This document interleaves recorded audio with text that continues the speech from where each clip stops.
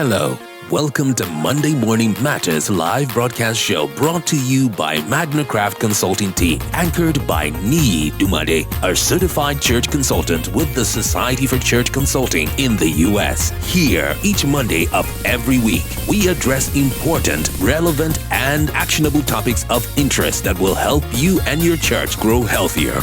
And now, meet your host, Niyi Dunmade.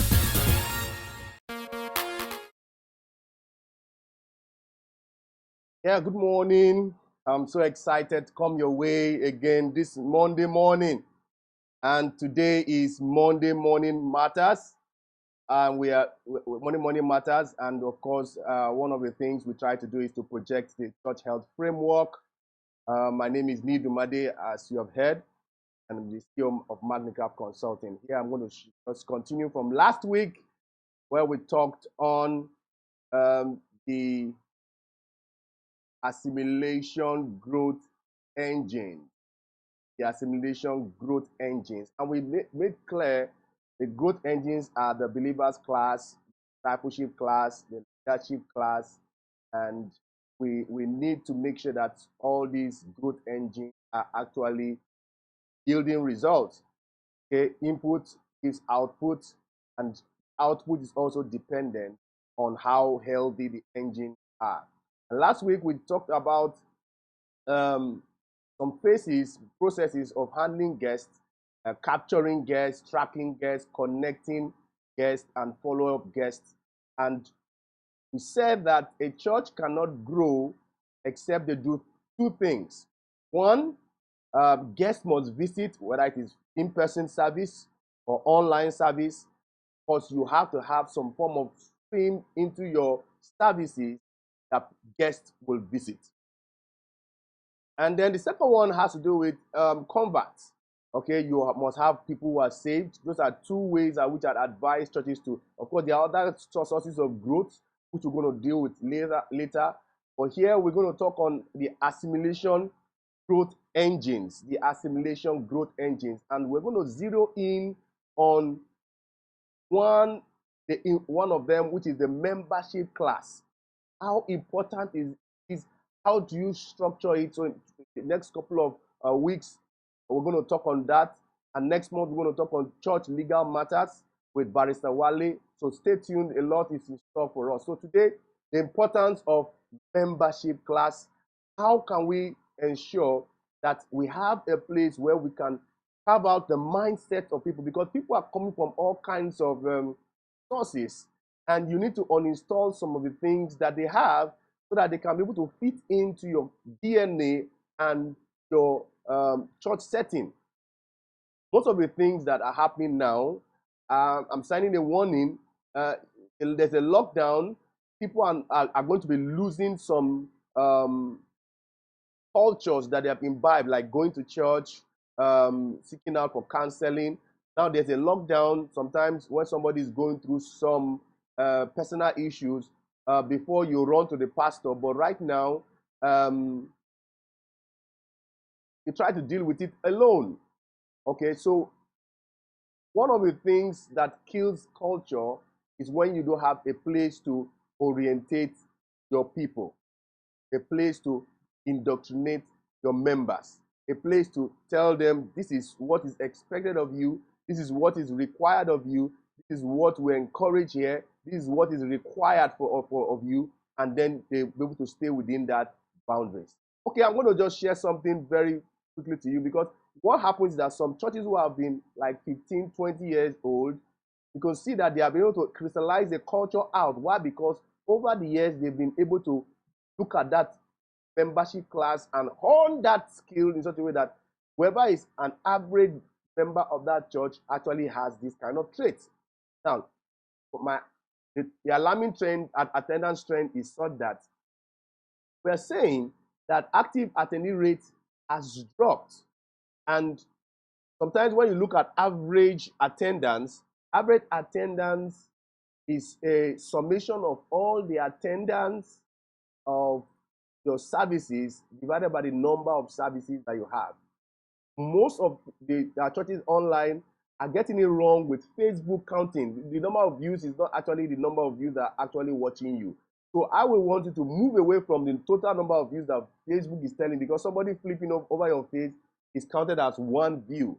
And you need to move from that to quality of engagement and involvement.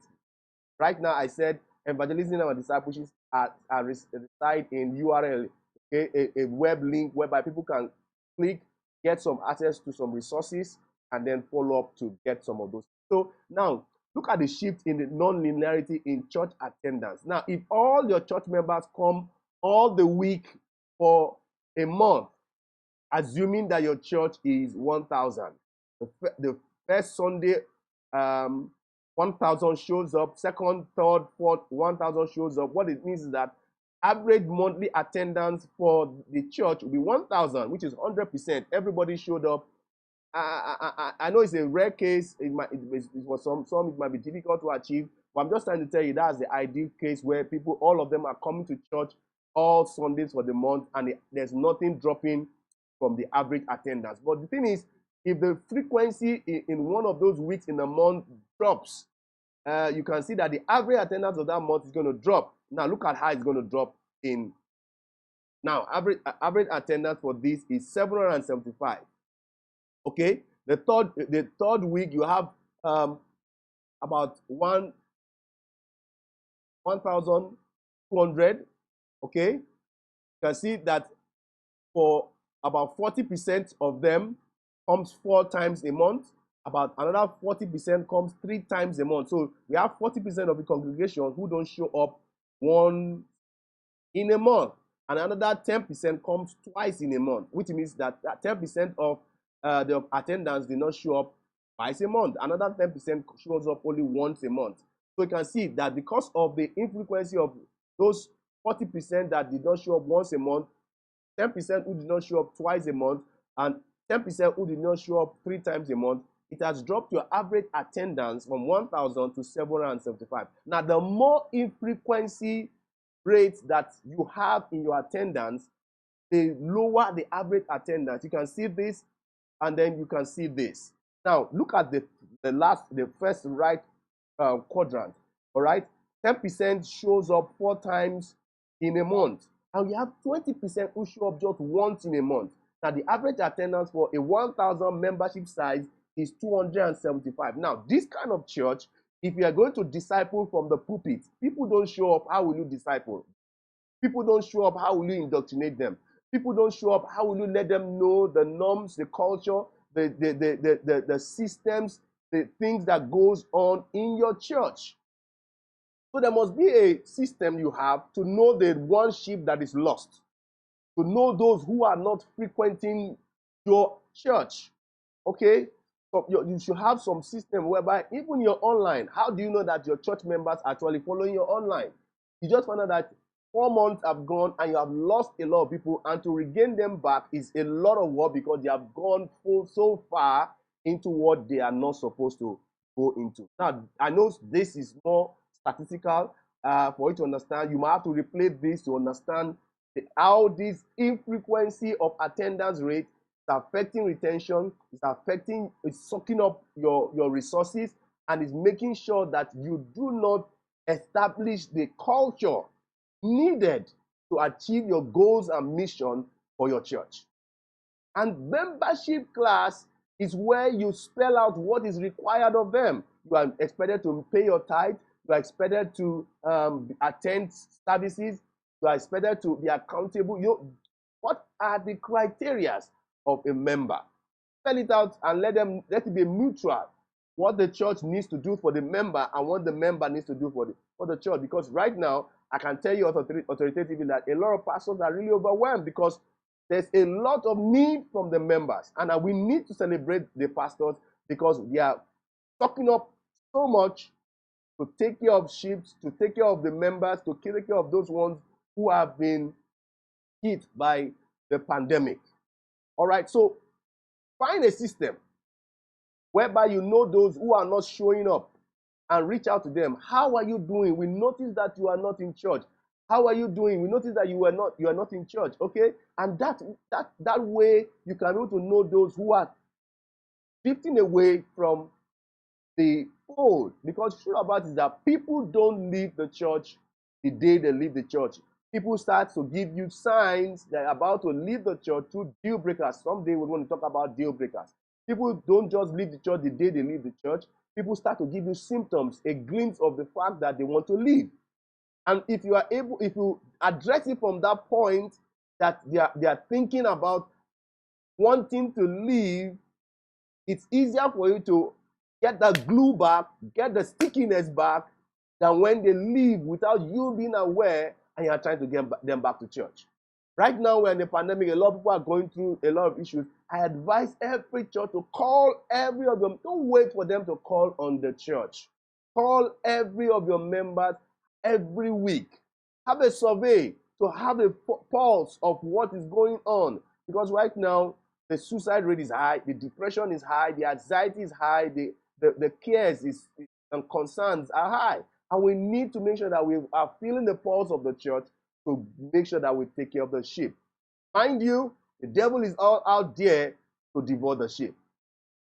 And so we need to protect our members. We need to be there for our members. I want to wrap it up here. Please, if you have any question for me, reach out to me.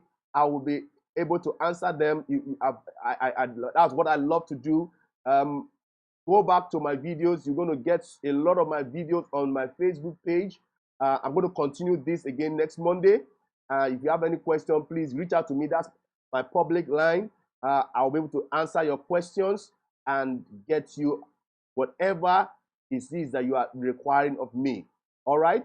So please share this video, like this video, send it to somebody that you know is going to help.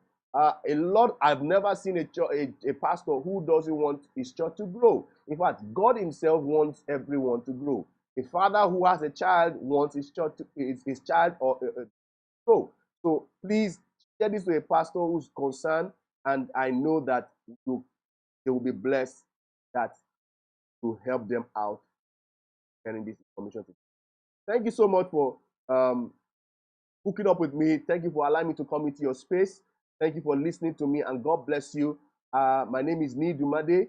I'm your certified church consultant, a certified church consultant with the Society for Church Consulting. So thank you for listening to me. If you have any questions, please do not hesitate to hit that dial and chat me up. I'll be ready to answer your questions. And I see you next week, Monday. Thank you. Have a blessed week. Stay safe. I love you.